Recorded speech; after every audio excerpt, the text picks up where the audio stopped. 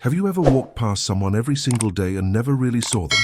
I mean truly saw them, because I did that for months, and the guilt of what I missed still keeps me awake at night. Let me take you back to a Tuesday morning in September, the kind of morning where the air smells like rain and possibilities, where you're thinking about your coffee order and whether you remembered to send that important email. I was rushing through the neighborhood like I always did, my mind already at work, already planning my day, already somewhere else entirely. And that's when I saw him for the first time, though I didn't really see him at all. He was just a blur of tangled hair and oversized clothes, sitting on the curb near the corner store where I bought my newspaper. Just another kid waiting for the school bus, or so I thought. His name was Danny, though I wouldn't learn that for another 3 months. He couldn't have been more than 8 years old, maybe 9, with a mop of dark hair that looked like it hadn't seen a comb in weeks, and clothes that hung off his small frame like they belonged to someone twice his size. There was dirt under his fingernails. I remember that clearly now, and his sneakers had holes in them that let his socks peek through, grey and worn. But here's the thing that haunts me the most, the detail that makes my chest tight even now as I tell you this story. His eyes. They were old eyes, ancient eyes, eyes that had seen things no child should ever witness. And I looked right past them. I looked right past him. We all did. Every single one of us in that neighborhood, in that community we were so proud of, with our manicured lawns and our neighborhood watch signs and our friendly waves to each other every morning. We prided ourselves on being good people, caring people, the kind of people who would help a neighbor in need.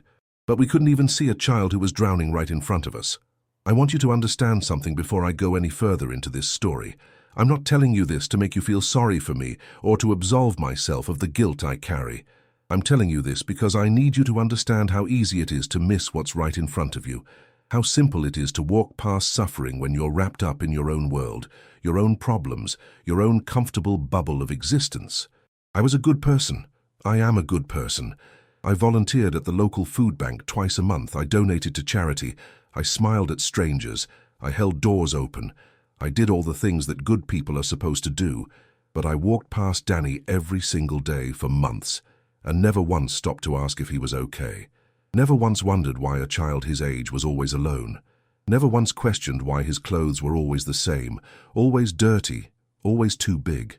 Never once thought about why he flinched when someone walked too close to him. The human mind is a fascinating thing, isn't it? It has this incredible ability to normalize almost anything if you see it often enough. The first time you see something unusual, it catches your attention. The second time, you notice it, but you're less concerned. By the 10th time, by the 20th time, by the 100th time, it becomes part of the landscape, part of the background noise of your daily life. That's what happened with Danny. He became part of my morning routine, as unremarkable as the stop sign on the corner or the oak tree that dropped acorns on the sidewalk. I'd see him, maybe nod if he looked up, which he rarely did, and then I'd keep walking, keep living my life, keep existing in my comfortable ignorance. But there was this feeling, this tiny whisper in the back of my mind that something wasn't right. You know that feeling, don't you? That subtle unease that you can't quite name. That gentle tug on your conscience that you're very good at ignoring because acknowledging it would mean you'd have to do something about it. And doing something would be inconvenient, would be uncomfortable, would require you to step outside your routine and your comfort zone. So I ignored it. Week after week, month after month, I ignored that whisper.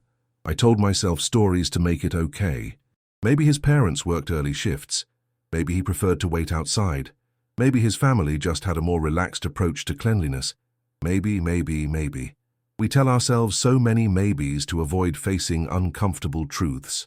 The weather was starting to turn colder as autumn deepened, and I remember buying myself a new jacket, a warm, fleece-lined thing that cost more than I want to admit. I wore it proudly that first morning, feeling cozy and protected against the biting wind. And there was Danny. Same spot, same oversized t-shirt that did nothing against the cold, same worn-out sneakers, same hollow eyes staring at nothing in particular. I pulled my new jacket tighter around myself and walked past him. I actually pulled my jacket tighter. I made myself more comfortable while a child shivered 5 feet away from me. Do you understand what I'm telling you? Do you see how easy it is to prioritize your own comfort over someone else's suffering? I'm not a monster. I'm not cruel. I'm just human, devastatingly, disappointingly human, with all the selfishness and blindness that comes with it. My wife Sarah used to ask me about my morning walks. She'd say, "How was your walk? See anything interesting?" And I'd tell her about the weather, about the neighbor's new car, about the construction on 5th Street. But I never mentioned Danny. Not once. Because to mention him would be to acknowledge him. And to acknowledge him would be to admit that something was wrong. And to admit something was wrong would mean I'd have to do something about it. So I kept him invisible, even in my own home, even in my own mind. There's a particular kind of cowardice that comes from being comfortable, from having everything you need, and being afraid to rock the boat, afraid to get involved, afraid of what helping might cost you. I embodied that cowardice every single morning for months. The school bus would come eventually, and Danny would get on it, and I'd feel a sense of relief that he was going somewhere, that someone else was responsible for him now, that I could stop thinking about those old eyes in that young face. But here's what I didn't know, what none of us knew. Danny wasn't going to school most days. He'd get on that bus, ride it to school, and then slip away before anyone took attendance. He'd spend his days in the public library, in the park, anywhere but school, anywhere but home. And I didn't know that because I never asked. I never cared enough to ask. Have you ever ignored something so completely that you convinced yourself it wasn't really there? That's what our entire neighborhood did with Danny. We had community barbecues where we talked about property values and local politics. We had a Facebook group where we shared recommendations for plumbers and electricians. We had neighborhood watch meetings where we discussed suspicious cars and package theft. But we never once talked about the child who was clearly neglected, clearly suffering, clearly crying out for help in every way, except with words. I remember one morning in particular. It must have been late October because the trees were bare and there was frost on the ground. I was running late for an important meeting, practically jogging down the street with my phone pressed to my ear, already making excuses to my boss about traffic. Danny was in his usual spot, but something was different that day. He was crying. Not loud, not dramatically, just silent tears running down his dirty cheeks while he sat there on that curb, hugging his knees to his chest. And I slowed down. I actually slowed down for a moment, the phone still at my ear, and I looked at him, really looked at him for maybe 5 seconds. Our eyes met, and in that brief moment, I saw something that should have shattered me, should have made me stop everything and help this child. I saw hope. He thought I was going to help him. He thought I was finally going to be the adult who noticed, who cared, who did something. But then my boss's voice crackled through the phone, angry about my lateness, and I looked away. I looked away and I kept walking. I chose my job, my meeting, my comfortable life over a crying child. How do you live with something like that? How do you look at yourself in the mirror after making that choice? The honest answer is that you don't think about it. You push it down, you bury it, you tell yourself it wasn't your responsibility, that surely someone else would help, that you were busy, that you had your own problems. You tell yourself anything to avoid the crushing weight of your own moral failure. But that moment, those 5 seconds when our eyes met, that became the crack in my carefully constructed wall of ignorance. It was small at first, barely noticeable, but it was there, and it would eventually bring the whole wall crashing down. I started noticing things after that, small details that I'd trained myself to overlook before. The way Danny never had a lunchbox or backpack, the way he wore the same clothes multiple days in a row, sometimes the entire week, the way he jumped at sudden noises, the way he made himself small when adults walked by, the way he seemed to be perpetually exhausted, dark circles under those ancient eyes, the way no parent ever came to wait with him, never walked him to the bus stop, never seemed to exist at all. I started wondering about his home life, about where he lived, about who was supposed to be taking care of him. Our neighborhood wasn't large, maybe 200 houses, the kind of place where everyone supposedly knew everyone else. But I realized I had no idea where Danny lived. I'd never seen him walking to or from a specific house. He just appeared on that curb every morning like a ghost, like something my mind had conjured up to test my humanity. A test I was failing spectacularly. The other people in the neighborhood must have seen him too. Old Mrs. Chen, who walked her dog every morning at 7 sharp. Marcus from the gym who jogged past that corner every day. The Johnsons who drove by on their way to drop their own kids at private school. We all saw him, but we had this unspoken agreement to pretend we didn't, to keep our eyes forward, to mind our own business. That's what we told ourselves, that we were minding our own business, as if a child's welfare could ever be someone else's business, and not everyone's responsibility. Sarah noticed something was wrong with me around this time. I was distracted, distant, snapping at her over little things because I was really angry at myself but didn't know how to express it. One evening, she cornered me in the kitchen and asked me straight out what was going on. And I told her. I finally told her about Danny, about the crying child I'd walked past, about my months of deliberate blindness, about the guilt that was starting to eat me alive. She listened, really listened in that way she has that makes you feel heard and understood, even when you're confessing something shameful. And then she said something that changed everything. So what are you going to do about it? Not, what should someone do about it, or that's terrible, or any of the other platitudes people offer when confronted with uncomfortable situations. Just, what are you going to do about it? Because she understood in that moment that this wasn't about Danny anymore. It was about me, about the person I wanted to be versus the person I actually was, about whether I was going to continue being a passive observer of suffering or actually do something to help. I didn't sleep that night. I lay awake staring at the ceiling, thinking about all those mornings, all those missed opportunities, all those moments when I could have stopped, could have asked if he was okay, could have offered him my jacket, or bought him breakfast, or just acknowledged his existence as a human being worthy of care and attention. I thought about my own childhood, safe and warm and full of love, and I tried to imagine what Danny's life must be like to produce those old, tired eyes in such a young face. The next morning I woke up early, earlier than usual, and I made a decision. I packed an extra breakfast, nothing fancy, just a sandwich and an apple and a bottle of orange juice. My hands were shaking as I put it in a paper bag. Sarah watched me from the kitchen doorway, and she smiled, just a small smile, but it was full of support and understanding, and maybe a little pride that I was finally doing something. It was barely dawn when I left the house, the street still dark and quiet. I walked to that corner, to that curb where Danny spent his mornings, and I waited. The cold bit through my jacket, and I understood then how much colder it must be for him in just a t-shirt. I waited for maybe 20 minutes, watching the sky lighten, watching the neighborhood wake up around me, watching lights click on in windows and cars start in driveways as people began their daily routines. And then I saw him, emerging from between two houses like a shadow, like something that didn't want to be seen.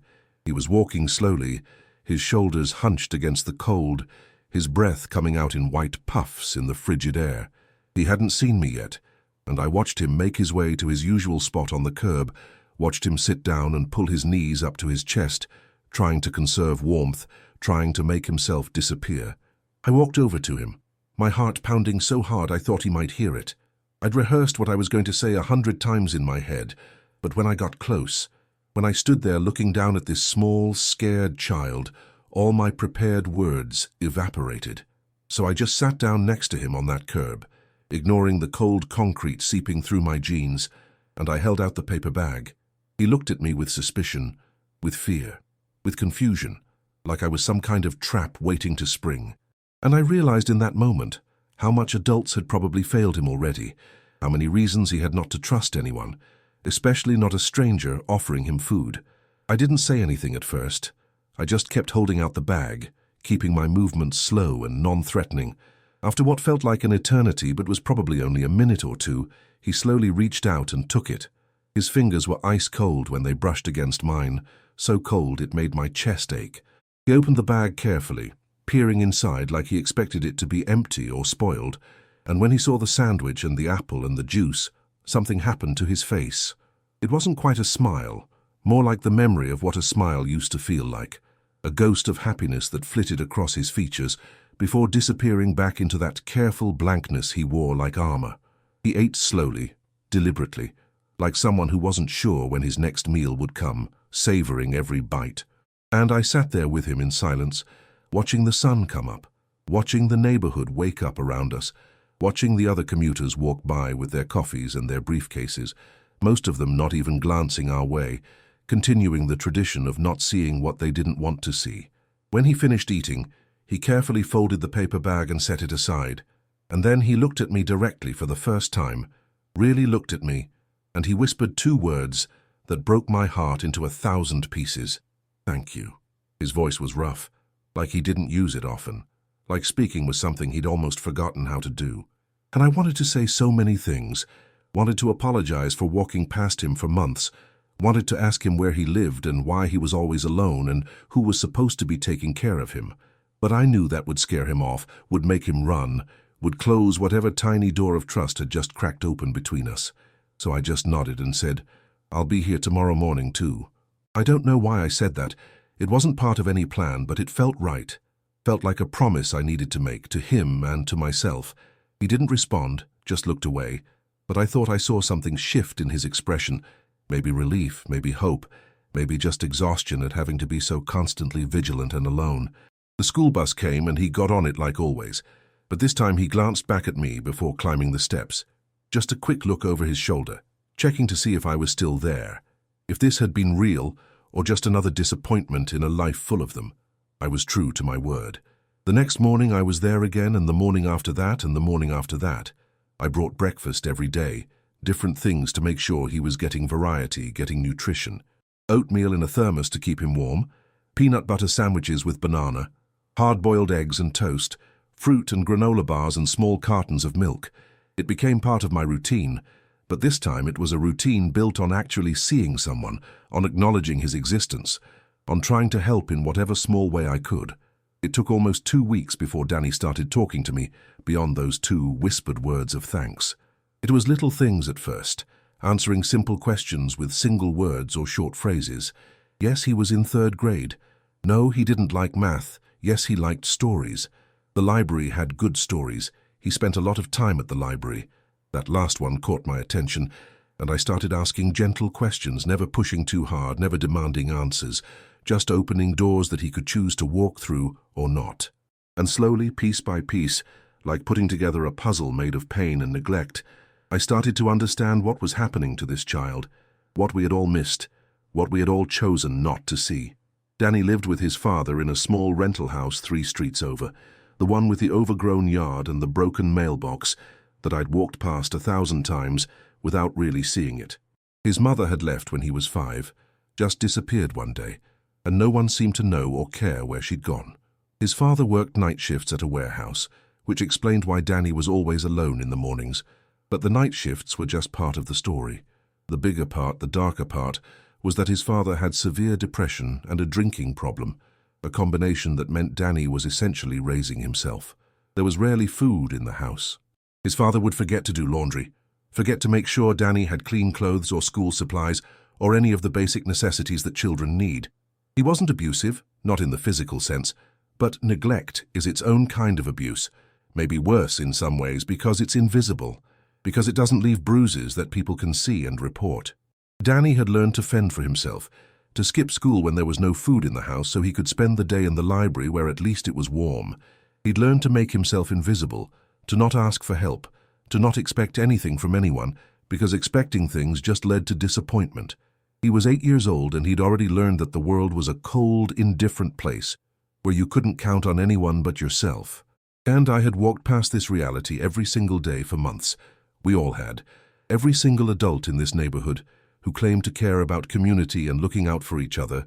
We had all failed this one small child so completely, it makes me sick to think about. Have you ever felt like this? Have you ever realized that something terrible was happening right under your nose, and you just didn't see it because you weren't looking, because seeing it would have been inconvenient, would have complicated your nice, simple life? I'm asking because I need you to understand that this isn't just my story. This is our story. All of us as a society, as communities, as human beings, who have somehow decided that other people's children aren't our responsibility, that we can just walk past suffering if it doesn't directly affect us.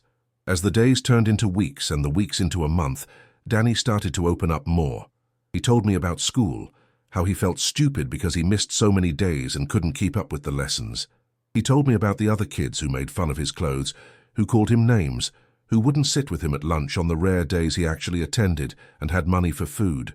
He told me about the night his father forgot to come home at all, and Danny spent 12 hours alone in that house, scared and hungry, not knowing if something terrible had happened, not knowing who to call, because calling anyone might mean being taken away. And despite everything, despite the neglect and the loneliness, he still loved his father and didn't want to lose him. That's the thing about children, isn't it? They love their parents with this fierce, unshakable loyalty, even when those parents fail them in the most fundamental ways. Danny didn't hate his father, didn't blame him, didn't understand that what was happening wasn't normal, wasn't okay, wasn't something an 8-year-old should have to endure. He just accepted it as his reality, as the hand he'd been dealt, and tried to survive it as best he could. I started bringing more than just food. I brought warm clothes, a jacket I'd picked up at a thrift store that was actually his size, thick socks, a hat and gloves for the winter mornings. I brought books from the library that I thought he'd like, adventures and mysteries and stories about kids who overcame impossible odds. I brought school supplies, notebooks and pencils and crayons, things that might make school feel more accessible, more possible.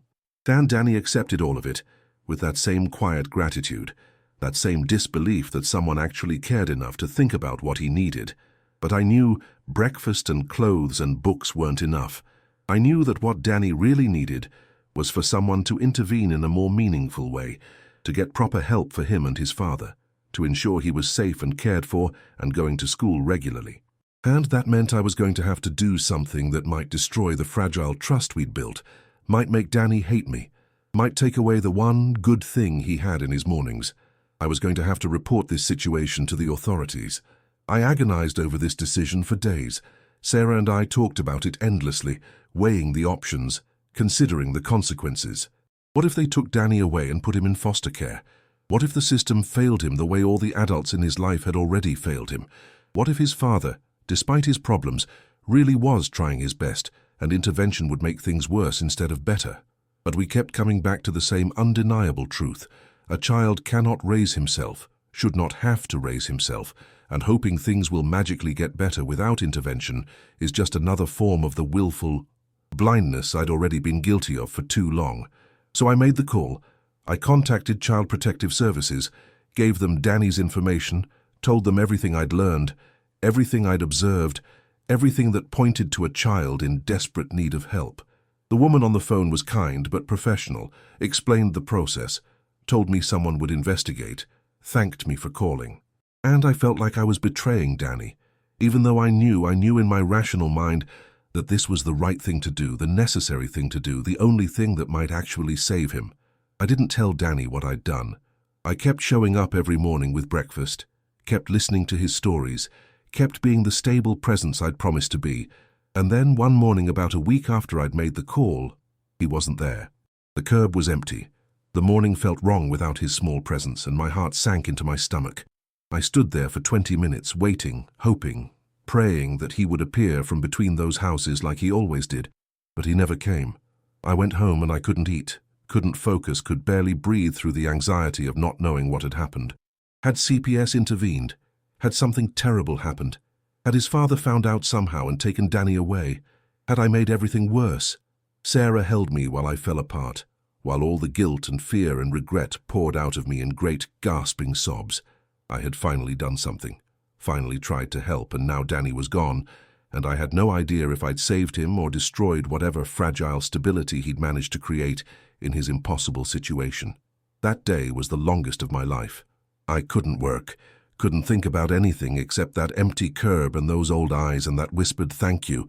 The first morning I'd brought him food. I drove past his house 3 times, but there was no way to know from the outside what was happening inside, whether he was okay, whether I'd done the right thing. Evening came and then night, and I lay awake again, staring at the ceiling, replaying every conversation with Danny, every morning we'd spent together, wondering if I'd ever see him again. And then the next morning, as dawn was just breaking, I went to that corner again, not really expecting anything, just unable to stay away, unable to abandon the promise I'd made to be there. And he was there. Danny was sitting on the curb in his usual spot, but something was different. He was wearing new clothes, clean clothes that actually fit him properly. His hair had been washed and combed. He had a proper backpack next to him instead of the torn plastic bag he used to carry.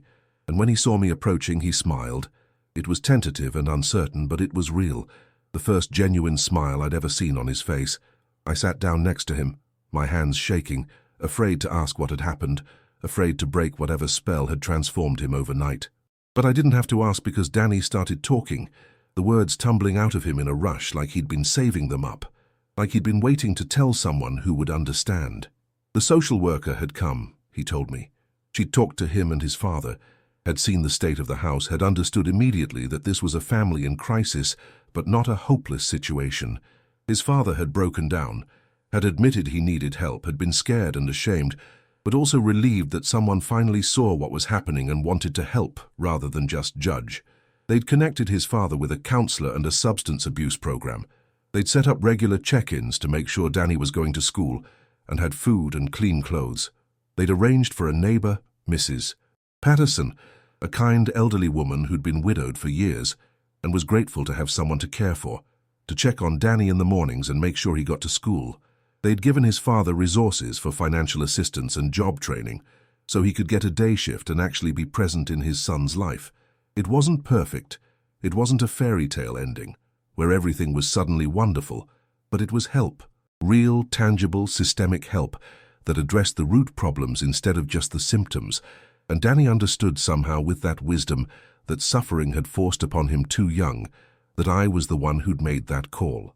He didn't say it directly, but I could see it in his eyes, in the way he looked at me, in the way he said, "Someone called to help us. Someone finally saw us." There was no anger in his voice, no accusation, just a quiet gratitude that someone had cared enough to do something, even if that something had been scary and uncertain. I started crying right there on that curb, big, ugly tears that I didn't even try to hide, years of guilt and fear and relief all pouring out at once. And this 8-year-old child, this small person who'd been through so much and had every reason to be angry at the world, put his hand on my arm and said, "It's okay. You helped us. You really helped us." We sat there together as the sun came up, neither of us saying much, just being present with each other. And I thought about all those months I'd walked past him, all those opportunities I'd missed, all those mornings when I could have seen him but chose not to, and I thought about how close I'd come to just continuing that pattern forever, to being just another adult who failed a child who needed help. Danny still had a long road ahead of him. His father still had to do the hard work of recovery and change. The systems that were supposed to protect children like Danny were still flawed and overwhelmed and underfunded. But for the first time in his short life, Danny had people who were actively working to make sure he was safe and cared for and had the childhood he deserved. And I had learned the hardest lesson of my life, that seeing is a choice, that caring is a choice, that helping is a choice, and that choosing to look away from suffering because it's uncomfortable or inconvenient makes you complicit in that suffering. In the months that followed, I watched Danny transform. Not overnight, not magically, but gradually, steadily, like a plant that had been dying from neglect, slowly coming back to life with proper care. He started going to school regularly, and his teachers reported that he was actually quite bright when he had the support he needed. He made friends, kids who saw the real Danny, instead of just the scruffy exterior. He joined the school library club, feeding his love of stories in a structured, supportive environment. His father started showing up sometimes in the mornings, walking Danny to the bus stop, sober and present and trying, really trying, to be the parent his son needed. It wasn't always smooth. There were setbacks and hard days, but there was progress, real measurable progress, and more importantly, there was hope. But here's what I learned that changed me forever, changed how I move through the world, how I see the people around me, how I understand my responsibility as a human being in a community. Danny wasn't invisible because he was trying to hide. He was invisible because we chose not to see him. Every adult who walked past him every day, we all made a choice, conscious or unconscious, to look away, to mind our own business, to assume someone else would help, to prioritize our own comfort and convenience over a child's well-being. We told ourselves stories to justify our inaction. He's not my kid, it's not my place to interfere. I'm sure someone else will notice. His parents are probably just going through a rough patch. We had so many excuses, so many rationalizations, and every single one of them was just a way to avoid the uncomfortable truth that a child was suffering and we were doing nothing about it. I think about how many Dannys are out there right now, sitting on curbs or hiding in libraries, or trying to make themselves invisible because they've learned that no one cares, no one sees, no one will help. I think about the children in your neighborhood, in your community, in your life, who might be showing signs of neglect or abuse or just desperate loneliness, and how easy it is to look past those signs when you're busy, when you're tired, when you're wrapped up in your own problems. I'm not saying everyone needs to become a social worker or that every interaction with a child requires intervention, but I am saying that we have to start seeing again, really seeing, the people around us. We have to stop treating children like they're invisible when they're literally right in front of us. We have to stop making excuses for why it's not our responsibility to care about the welfare of children in our communities. Because here's the truth that Danny taught me. It only takes one person who stops and pays attention, one person who brings breakfast, one person who asks if everything is okay, one person who makes a phone call when they recognize that a situation is beyond what they can handle alone. One person can change everything for a child who has no one else. I still see Danny regularly. He's 11 now, taller and healthier, and so much happier than that hollow-eyed 8-year-old I first really saw on that cold morning 3 years ago. He's not perfect, no one is, and he still carries the scars of those early years of neglect. But he's surviving, he's thriving even, and he has a chance at a real childhood, at a real future because someone finally chose to see him. I wish I could tell you that I was a hero in this story, that I saw Danny that first day and immediately sprang into action, that I was the selfless savior who rescued a child from a terrible situation. But that's not the truth, and the truth is important here. The truth is that I walked past suffering for months. The truth is that I chose my own comfort over a child's well-being again and again and again. The truth is that I almost didn't help at all, that it took months of mounting guilt and my wife's pointed question to push me into action. I'm not the hero of this story. Danny is the hero for surviving, for staying kind despite everything, for accepting help when it finally came. But maybe that's the point. Maybe we're not supposed to be heroes. Maybe we're just supposed to be decent human beings who pay attention, who care, who do something when we see someone suffering. Maybe that's enough. Maybe that's everything. So I'm asking you now, and I need you to really think about this. Who are you walking past? What suffering are you choosing not to see because seeing it would be uncomfortable, would require action, would disrupt your routine? What child in your community, your neighborhood, your life, is sitting on a curb waiting for someone, anyone, to finally notice that they exist, that they matter, that they need help? I can't go back and change those months I wasted, those opportunities I missed. But you can make a different choice right now, today, this moment. You can decide to see the people around you, really see them. You can decide that children's welfare is everyone's responsibility, not just their parents or the schools or social services, but yours too, mine too, all of ours together, ours. Danny's story ended better than it could have, better than it does for so many children who never get noticed, who never get help, who slip through every crack in every system until they're broken beyond repair. But it almost didn't. It was so close to being a tragedy instead of a turning point, and the difference between those two outcomes was one person finally choosing to see instead of looking away. I'm sharing this story with you because I need you to understand something crucial, something that our society has somehow forgotten or maybe never knew. We are all responsible for the children in our communities, not just our own children, not just the kids we're related to or the ones in our immediate families, but all children. Every child deserves to be seen, to be valued, to be protected, to have adults in their lives who will step up when something is wrong. Every single child. And if you see something that doesn't seem right, if you notice a kid who's always dirty or always hungry or always alone, if you get that whisper in the back of your mind that something's wrong, please, please don't ignore it like I did. Don't wait months or years to take action. Don't tell yourself that it's not your business, or that someone else will handle it, or that you're probably overreacting. Trust your instincts. Ask questions. Offer help. And if the situation seems serious, if there are signs of neglect or abuse, make the call to Child Protective Services or a school counselor or whatever resources exist in your area to help children at risk. Yes, it's uncomfortable. Yes, it's scary. Yes, you might be wrong, and wouldn't that be embarrassing? But you also might be right, and you might be the one person who makes the difference between a child suffering in silence and a child getting the help they desperately need. I can live with the embarrassment of being wrong. I couldn't live with the guilt of being right and doing nothing. The systems we have for protecting children aren't perfect, I know that. Social services are overworked and underfunded. Foster care can be traumatic. Intervention can sometimes make situations worse instead of better. But children cannot protect themselves. They need adults to see them, to advocate for them, to make sure they're safe. And if we don't do that, if we all just walk past the suffering children in our communities because it's easier than getting involved, then what kind of society are we? What kind of people are we? I think about the person I was 3 years ago, rushing past Danny every morning with my phone and my coffee and my important meetings, and I barely recognize him. I was so wrapped up in my own life, my own problems, my own comfortable existence, that I couldn't see a child dying right in front of me. Not dying physically, though that could have happened too, but dying inside. His childhood being stolen piece by neglect and loneliness, and the crushing weight of having to raise himself at 8 years old. That man who walked past Danny for months, he wasn't a bad person. He was just a normal person, doing what normal people do, living his normal life. And that's what scares me the most, that being normal in our society means being blind to suffering, means prioritizing convenience over compassion, means treating other people's children like they're invisible. I don't want to be that normal anymore. I don't want to live in a world where that's normal. So I've changed. I pay attention now.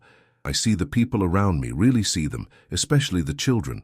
I notice when something seems off, when someone seems to be struggling, when a kid appears at school in dirty clothes day after day, or seems withdrawn or scared. And I do something about it, even when it's uncomfortable, even when it's inconvenient, even when I'm not sure it's my place, because it is my place, it's all of our place. Every child is our collective responsibility, whether we're related to them or not, whether we know their families or not, whether helping them fits neatly into our schedules or not. Danny and I still have breakfast together sometimes, not every day anymore, since he has a more stable home life now, but sometimes when we both need the reminder of how far we've come. He started calling me his friend, which makes my heart hurt in the best possible way. This kid who had no friends for so long, who was so alone, now confidently declaring that he has people in his corner, that he's not invisible anymore, that he matters to someone. And he tells me stories about school, about the books he's reading, about the things he wants to be when he grows up. Dreams that he couldn't even imagine having 3 years ago when survival was his only concern. He wants to be a teacher, he told me recently. He wants to help kids who feel stupid or lost or alone, wants to be the adult he needed when he was younger. And I think about how many children will be saved by Danny's experience, by the compassion and understanding he's developing because of what he went through, by the person he's becoming despite, and because of his difficult start. That's the thing about helping people, isn't it? It doesn't just help them in the moment. It ripples outward, touches everyone they'll touch for the rest of their lives, changes the trajectory of not just one life, but potentially dozens or hundreds or thousands of lives down the line. When you help a child, you're not just helping them, you're helping everyone they'll ever help in turn, everyone they'll ever love, everyone they'll ever inspire. You're changing the world in ways you'll never fully comprehend. So let me ask you this, and I want you to really consider it. Is there a Danny in your life right now? Is there a child you see regularly who seems off somehow, who doesn't seem to be getting the care and attention and love that every child deserves? Is there someone you've been walking past, telling yourself it's not your business, convincing yourself that surely someone else will help? I'm begging you, please don't wait like I did. Please don't waste months or years watching a child suffer because you're uncomfortable or unsure or afraid of getting involved. Please choose to see instead of look away. Please be the person who stops, who asks, who helps, who makes the call if necessary. Be the person who changes everything for a child who has no one else. Your comment section is going to be full of people sharing their own experiences with this kind of situation, either as the adult who helped, or as the child who needed help, or as the person who wishes they'd done something sooner. Read those stories. Learn from them. Let them motivate you to be more aware, more compassionate, more willing to act when you see suffering. And if this story touched something in you, if it made you think about your own community and your own responsibility, hit that like button. Not for me, but as a reminder to yourself that you're going to pay attention from now on, that you're going to be the kind of person who sees people who need help and actually does something about it.